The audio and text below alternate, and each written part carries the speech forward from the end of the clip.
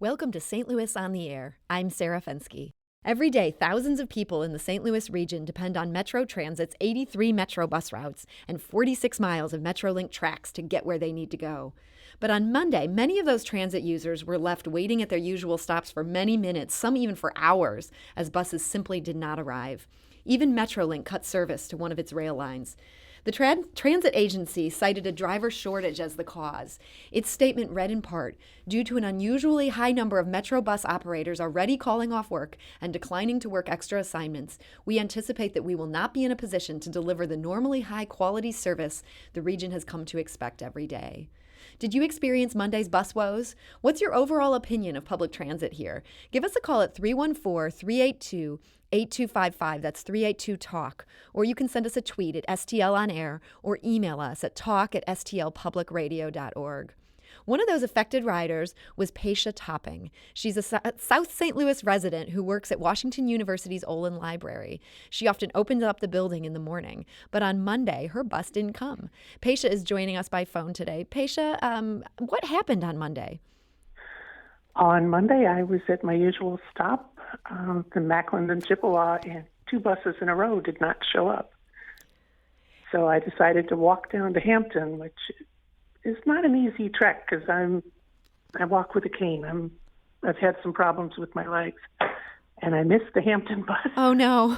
So I called my boss, and I was like, "I'm not going to make it in time to open the building." And he was nice enough to come get me and give me a ride in. Wow, that's a good boss. Yes, it was a very nice thing for him to do. How late did you end up being to work? Well, he ran on in ahead of me, so he got in there, but I was about 5 minutes behind him. Okay. As I said, I don't walk fast. And then at the end of the day, did he have to give you a ride home? What happened there?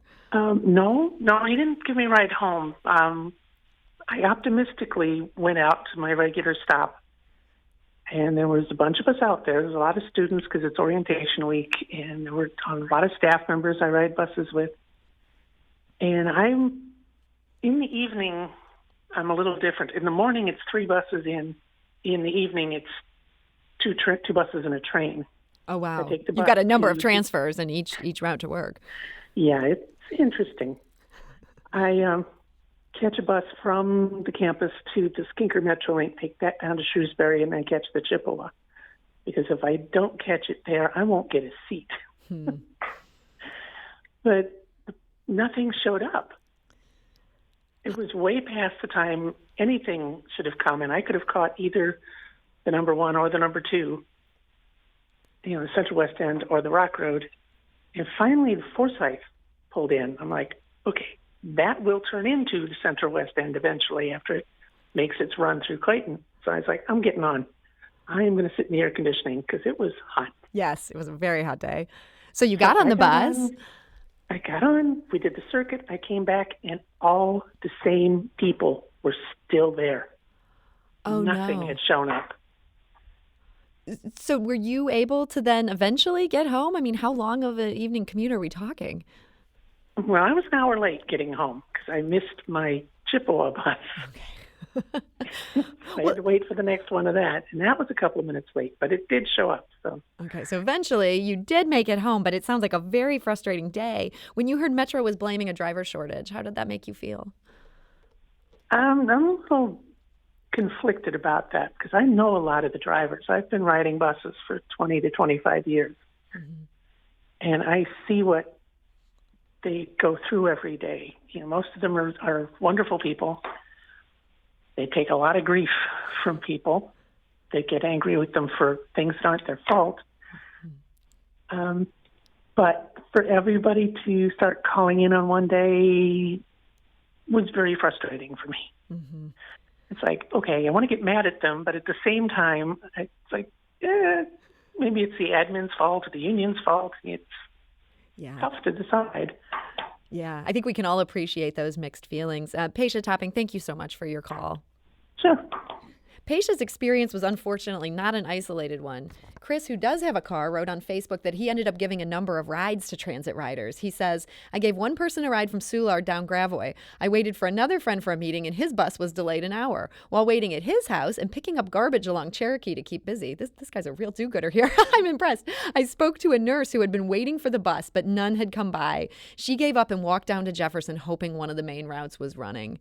To get to the bottom of what's been happening on this critical issue, we're joined in studio today by Catina Wilson, the Vice President of Amalgamated Transit Union Local 788. Catina, hi, welcome to the show. Good afternoon. How are you? And we're also joined by St. Louis Public Radio digital reporter Kae Petrin. Hello. Kae Petrin, is what Paisha describes here unusual? Unusual in the sense that I don't think we hear very often about this level of chaos. That it's happened a few times this summer, so it's not the first time, it's not unheard of, but it's not something that's happening every day. And earlier this summer, Metro also tried to blame this on the union. So the bigger question is for Catina Wilson of that union. Catina, is this the union's fault? Absolutely not. You have to put it where it lies. This is Metro. This is Metro's inability to hire enough people to do this job. Our job is a hard job, and Metro has had a number of classes that have come through, and just the level of expectations that they put on the drivers and the lack of support that they give the drivers make it a very frustrating situation for our operators. Now, Catina, you now work for the union, but I understand you have been a bus driver. You've done that job. I've sat in that seat. I know what it takes to get the job done. And these guys, they go above and beyond. We're working 10-hour days. We're driving 10 hours. Held on duty, some of us, for 15 hours a day. This is what it's taking to keep transit running. And our members are doing it every day. And what happened on Monday, this was not anything. This is just people saying that, okay, we've talked to you about it. We've asked you to give us the respect we deserve.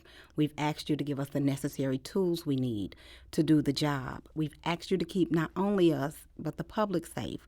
We've gone out there. We've talked to some of our legislators, our politicians, and we're telling our members, hold on, we're working. But they're out there on the front lines. And it's easy to say, hold on, we're working, when you're not dealing with the assaults. Metro's turning their backs on you. It was a point where they were just denying our work comp claims. Now they're terminating people after they're assaulted. So our drivers are up against a lot. We're getting our caller ride drivers. That's even a whole nother spectrum. We have operators, because of Metro's management strategies, urinating in the seats on themselves. So a lot of our stories you don't hear because we're out here working to make sure that we keep transit moving. But at the end of the day, these are humans sitting in these seats. We're mothers, we're sisters, we're hardworking tax-paying citizens, and all we're saying is give us the respect and the courtesy that you would desire. And what's the current status of the negotiations? Are you overdue on a contract at this point? Well, what we did was our contract expired over a year ago. We offered up an extension to Metro. Metro accepted the extension. With all the changes that they had in their upper management, we attempted, when the extension ended, to offer up another extension to Metro. Metro clearly said we're not interested in any extensions with any monetary value to them. At that point, we agreed, we continued in our negotiations, and in that extension, it also read that we would meet twice a month with Metro. And as you know, the statement that Metro released states, hey, we've met 16 times, but that extension was over 18 months ago. Okay. 16 times, 2 months a month, not so much. And we won't put that all on Metro because we all are busy in this industry. So things kind of happen, but for the most part, negotiations is where it is. They've sent back a counter offer, and we're continuing to work. Okay. We received a lengthy statement from Metro Transit Executive Director Jessica Meffer-Miller just a few minutes ago. We won't be able to read all of it on air, but it does talk about some of that same timeline that you just said about these extensions. And it reads in part, "We have made significant progress towards a new agreement over the last several months. While we still have some important issues to resolve, we are nearing the end of this process and looking forward to the ratification of the new contract." The statement goes on to reiterate that on Monday, 250 MetroBus operators called off work, leaving our most loyal MetroBus customers facing long delays and irregular service on a very hot August day with extreme heat advisories in place. Metro adds that the agency continues to honor the terms of the contract that expired on June 30th of 2019. We actually have some audio of an interview that St. Louis Public Radio intern Nicholas Tellup did with a MetroLink rider on Monday. Let's give that a listen. I had to go to court. I was a little late. I made it barely, but I made it. Now I'm trying to get home. My transfer runs out in an hour. I'm probably going to have to pay again. Well, what do you think needs to be done to fix this? They need to pay them. They need to pay them. I mean, everybody deserves, a raise, man. Times are hard and, the economy is getting worse, so people can't live off what they used to live off of, so. That was a MetroLink rider talking to St. Louis Public Radio on Monday. Obviously, Catina, he's in the favor of the drivers at this point, but are you worried that goodwill will sour if we have more days like Monday? Absolutely. And the last thing any of us want to do is leave our riders out there. We're firsthand. We're frontline contact. Those become our friends. Those become our advocates on that bus. So we never want the public to believe that this is towards them or anything of that sort. And I can only speak for the operators because as the union, we're continuing to say, come on, guys, let's do this. But at some point, it's clear that runs out. And you have to remember these are operators who made sure the system ran for 6 years at the same rate of pay. Metro held them out for 6 years. It's hard to get them to kind of, just go with the flow at this point. As much as we encourage, it's hard to get people are really frustrated. They're extremely frustrated. And again, I will say, Metro has little to no consideration for their employees. And we always kind of stand back and try to let Metro take the forefront because we understand we're in a contract with them and they're the employer. And our members understand that. However, when you continue to put it on, okay, it's the union or it's the membership, it's not. You have to go to the root of the problem. It's the management strategies. You don't continue to have these same problems occurring over and over again. We actually got a very good question from a listener. Grace of St. Louis County called in saying that she wants to know from the union what they don't like about Metro's offer. Can you give us just a couple specifics? First, I want to say, and I just want to clear this up, this is not about Metro's offer. Okay. Our members aren't solely about the monetary in it. We come to work every day to feed our families, so we're not going to sit here and act like we don't care about what our wage looks like. But our greatest fight is the treatment that our operators are getting, the despair treatment that they're getting, and we see it. And in terms obvious. of discipline or what they're getting from passengers? As far as discipline, as far as the support from management when we do have disgruntled passengers, we even have our passengers call in to support us in situations with passenger assaults and things of this nature. If you defend yourself on a Metro bus as a Metro operator, the standard is you're terminated. That's it. We have operators who have 10, 15 years on the job. If we have someone, and not to make this small, if we have someone that goes on the train, which we've had people who've committed suicides on the trains. We have operators who've committed their lives to this job. 6 years, same wage. I'm coming in here every day. And that one incident, you have a perfect record. Your job is gone. These are the things, a restroom break in your schedule. Or how about this, a lunch? Our operators, not one of them, get a lunch break. Then all of this falls back into health issues. Now we're required to do DOT. I'm sorry, what's DOT? It's the Department of Transportation. It's a physical that every operator must have. Blood pressure, sleep study, your blood sugar levels. When you're operating on most days, 10 hours a day, held on duty 15 hours, and you have not thought to include a lunch in that for the people who's carrying out the primary function of this company, those are issues, and those are issues that we've lived with for a long time. And now we're saying, hold up, because we go in here to take the physical so that we're fit to do the job, and we're failing it. Why are we failing it? Because I've been out here on this bus for 8 hours, haven't had time to take care of yourself. Take care of those those human needs. And all we're saying is, look at it, revisit it. Transit is changing. You put Reimagine is coming about. But no one thought, when you're building the transfer centers, when you're building all of these new facilities, to say, hey, the people who carry out the primary function of this agency, how about putting a restroom in there? Or how about a microwave? So that we can make sure that they stay healthy enough to continue with the task. Kae Petrin, you've been covering this issue a lot for St. Louis Public Radio, and the Metro Reimagine plan, we'll get to that in a minute. But has there been much conversation about what the drivers are facing? Or is that not even really part of the discussion? With Metro Reimagine specifically, that is not, the Metro Reimagine plan is very much facing the public. They're asking for public input. They revised a lot of the routes based on public feedback. There is some stuff that sort of would peripherally affect drivers, in the sense that they're changing some of the messaging, some of the vehicles, the route changes. Those are going to affect drivers. But the way the plan is presented is very much for the riders. Do you think behind the scenes that there's a lot of attention being paid to these issues? I see That's Katina. That's a question for Katina, because I honestly have no clue. I haven't heard it mentioned once in any of the meetings that I've been to with Metro. So. And I would love to hear anybody say that they ever hear anything about the drivers, the train operators, our mechanics, our clerical workers. It's almost like, and our members are starting to feel the exact same way, and our passengers notice it. We are the last concern of Metro. And if we're not, that's how we feel.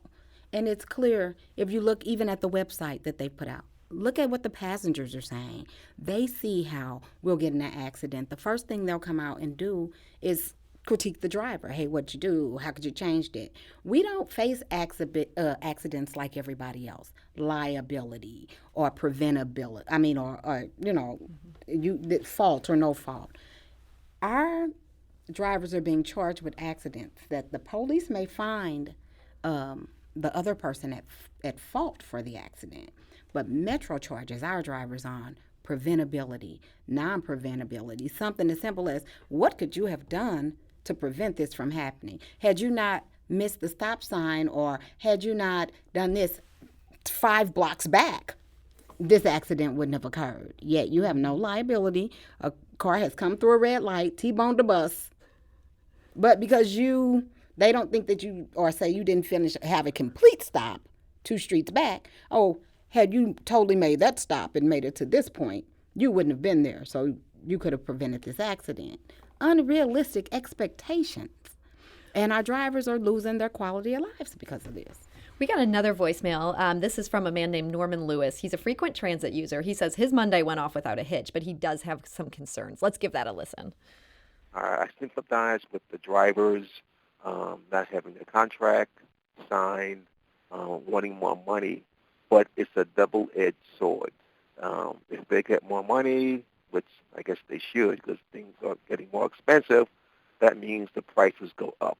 And some people can't afford the cost of public transportation. That was our listener named Norman Lewis. Kae, all of these things that Katina is talking about, it's not all about the money, and yet everything does cost money. Giving people lunch breaks, there is a cost that comes to that. Do you think there's the political will among the entities that fund Metro to give them more tax dollars? That's a good question. Honestly, the entire concept of Metro Reimagined is that they are trying to offer more frequent service with basically no change in budget. And that's got to be tough. Yeah, there's a lot of sacrifices that they're making on the rider front, and I'm sure that is even more complicated when it comes to their employees. And I'm so sorry to say that we are actually out of time here. We have so much more I wish we could discuss today. But Kae Petrin, thank you so much for being here from St. Louis Public Radio. And Catina Wilson of Local 788, thank you so much for being here. Thank you for having us. This is St. Louis on the Air on St. Louis Public Radio, 90.7 KWMU.